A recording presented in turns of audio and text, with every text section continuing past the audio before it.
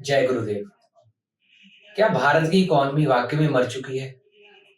क्या हम किसी भी लायक नहीं है कि इस देश का हम भला कर सके? राहुल गांधी जी का तो यही ख्याल है। डोनाल्ड ट्रंप भी यही कहते हैं कि India has become a dead economy. तो आज हम अपने विशेषज्ञ श्री आलोक अग्रवाल जी से पूछते हैं। आलोक जी, क्या इंडिया की इकॉनमी डेड हो चुकी है?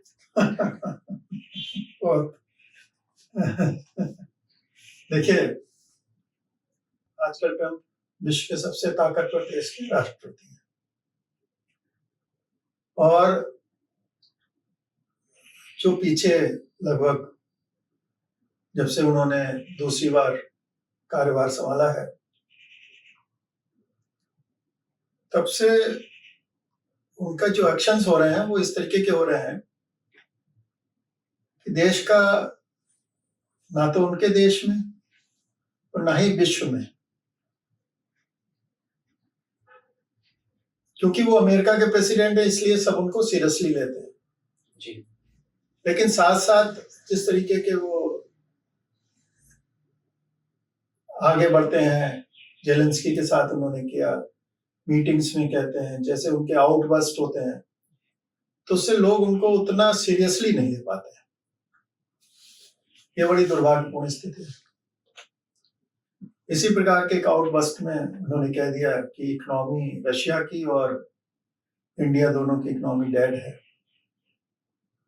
और हास्यास्पद तब हुआ जब संसद के बाहर राहुल गांधी जी से उसके बारे में पूछा गया, तो उन्होंने भी कह दिया, हाँ मैं तो जानता हूं कि भारतवर्ष की इकोनॉमी डेड है जी। सब कोई जानते हैं लेकिन बीजेपी नहीं जानती है। ये बड़ा दुर्भाग्यपूर्ण स्थिति है जी। देखिए, आज हम विश्व की चौथी अर्थव्यवस्था बन गए और ये चौथी अर्थव्यवस्था को हमने अर्न किया है। बहुत सारे एक्शंस लिए। हमारा जो युवा है, हमारे जो इंडस्ट्रियलिस्ट हैं, हमारे जो वर्कर्स हैं, तो उन सब की मेहनत के कारण आज इंडिया फोर्थ वर्ल्ड की भी लार्जेस्ट इकोनॉमी में फोर्थ नंबर पर है और संभावना है कि कुछ सालों में हम थर्ड लार्जेस्ट ग्लोबल इकोनॉमी में रैंक करेंगे। ऐसे समय में एक जो एलओपी है, एलओपी बहुत जिम्मेदार पद होता है। आप पार्टी स्पोक्स पर्सन होके कुछ भी बोल सकते हैं, आप कांग्रेस के प्रेसिडेंट होके कुछ भी बोल सकते हैं, लेकिन अगर आप लीडर ऑफ अपोजिशन हैं तो आप जो पूरी अपोजिशन पार्टीज हैं उन सबको प्रतिनिधित्व कर रहे हैं, तो आप में एक बहुत जिम्मेदारी आ जाती है और उस जिम्मेदारी का एहसास करना चाहिए। इस प्रकार के बयानों से बचना चाहिए। ये इस प्रकार के जो बयान है वो आपको हो सकता है कि 24/7 का जो डिजिटल मीडिया है उसमें तो आपको बार बार दिखवा दे, लेकिन वो बड़ा हास्यास्पद रूप से ही दिखाएगा, वो सीरियसली नहीं लेने वाली बात है। तो मुझे लगता है इसमें सुधार की गुंजाइश है जी, और हमारे जो लीडर ऑफ अपोजिशन है उनको इस बारे में सोचना चाहिए। तो जो इंडिया की इकोनॉमिक स्टोरी है आलोक जी, उसकी क्या मतलब स्टोरी क्या है? किस तरह से हमने ग्रो किया? देखिए, विश्व में हमको जैसे कि हमेशा कहते हैं कि स्लीपिंग एलिफेंट जी के रूप में जाना जाता था। अब इस समय सबसे यंग अगर पॉपुलेशन देखी जाए तो इंडिया की। हमारा बेस तैयार था और जब मोदी जी आए तो उन्होंने एक सोची समझी रणनीति के तहत हमारी जो अर्थव्यवस्था है उस पर काम करना शुरू किया। देश को एक सूत्र में पिरोते हुए उन्होंने जीएसटी को लॉन्च किया और 1 जुलाई 2017 से जीएसटी चालू हुई। तो ये देखा जाए तो अपने आप में one nation one tax integration हुआ जी। और उन्होंने इंफ्रास्ट्रक्चर पर बहुत जोर दिया। अब आप ये देखिए कि जो हमारा सड़क का नेटवर्क है वो विश्व में मेरे ख्याल से सबसे बड़ा नेटवर्क है जी।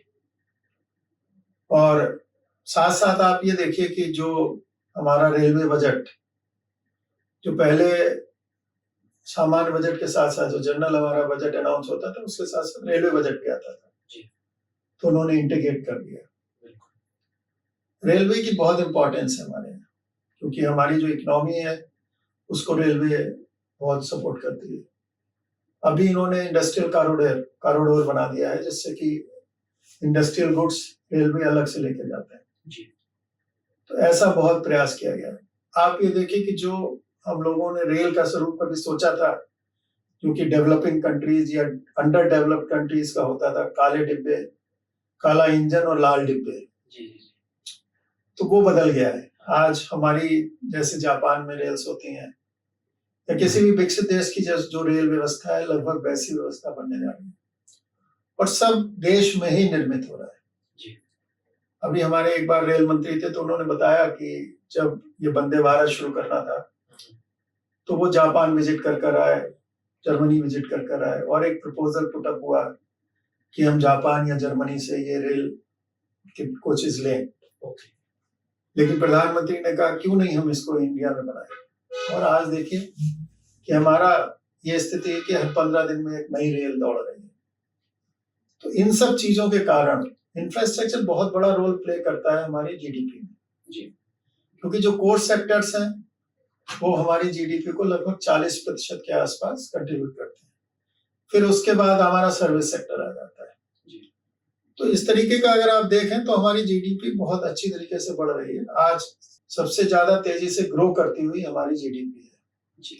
और जो प्रोजेक्शन है वो 6.5% के आसपास है जी।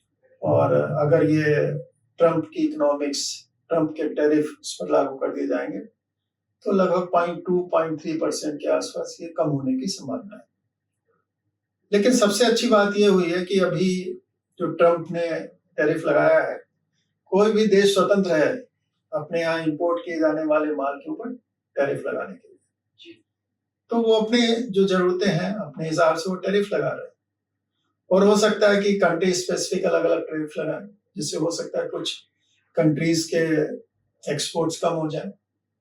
लेकिन हमारी इंडस्ट्री काफी सशक्त है और वेल ग्राउंडेड है। वी विल बाउंस बैक, क्योंकि we are the biggest consumer right. तो जब हम कंज्यूमर हैं सबसे बड़े, तो मान लीजिए अगर आज हमारी चीजें एक्सपोर्ट कम होने लगेंगी, जैसे टेक्सटाइल है तो जो हमारा यूएस को एक्सपोर्ट है उसका लगभग 22% के आसपास टेक्सटाइल जाता है, तो मान लीजिए वो थोड़ा सा कम हो जाएगा। लेकिन हमारे स्पेशलाइज सेक्टर्स हैं टेक्सटाइल में भी, हम मेड अप एक्सपोर्ट करते हैं, तो मुझे नहीं लगता है कि कोई ज्यादा फर्क आने वाला है। तो ग्रोथ की जो स्पीड है वो ठीक चल रही है। जो इंसेंटिव्स भी हैं सरकार के, मेक इन इंडिया, आत्मनिर्भर भारत, पीएलआई स्कीम, तो ये सारे इंसेंटिव्स की वजह से भी तो इकोनॉमी इतनी ग्रो कर रही है और करेगी। ये आपने बिल्कुल सही कहा।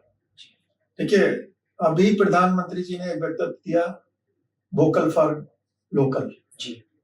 इसी प्रकार से बहुत छोटी छोटी चीजें, जैसे कि हमारे यहाँ के बहुत सारे लोग विदेशों में जाके शादी कर रहे थे, तो उन्होंने कहा कि नहीं आप देश में शादी कीजिए। एक उन्होंने आह्वान किया कि आप देश में घूमिए, ज्यादा घूमिए। तो ये सब जो चीजें कर रहे हैं प्रधानमंत्री, ये देखने में छोटी छोटी चीजें हैं लेकिन इनका बहुत बड़ा इम्पैक्ट है।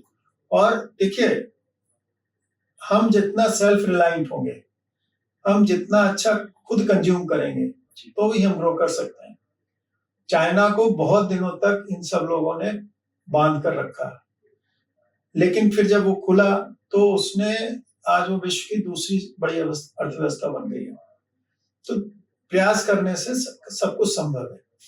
और जब आपकी नीतियां ठीक हों, अभी जो जीएसटी लॉ है बहुत नया है, तो कुछ टीथिंग प्रॉब्लम्स आ रही हैं, लेकिन बहुत ही लार्ज स्केल पर इसको तुरंत अप्रोच करके ठीक कर रहे हैं जी।